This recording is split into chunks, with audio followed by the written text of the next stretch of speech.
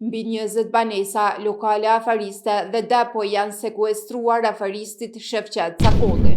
Cakolli, të arrestuar në shtator të vitit të kaluar në ndyshimin për shpërlarje parash, janë sekuestruar pasuri me vlerë mbi 2 milion euro. Urdhrin e ka lëshuar gjykata themelore në Prishtinë nën kërkesën e prokurorisë themelore të Prishtinës. Dhe ky rast është koduar me emrin Mati. Prokuroria Speciale e Republikës së Kosovës njofton opinionin publik se në kuadër të këtyre hetimeve, deri më tash pasuria e sekuestruar ka vlerën 2.286.054 euro. Kjo pasuri shtesë është identifikuar gjatë hetimeve në bashkëveprim dhe mbikëqyrje të ngushtë me prokurorin e lëndës nga Prokuroria Speciale në emrin e të dyshuarit Sh.C, thuhet në njoftim. Cakolli në shtator të vitit të kaluar ishte arrestuar së bashku me 2 persona të tjerë, Vildan Cakolli dhe Adnan Krasniqi.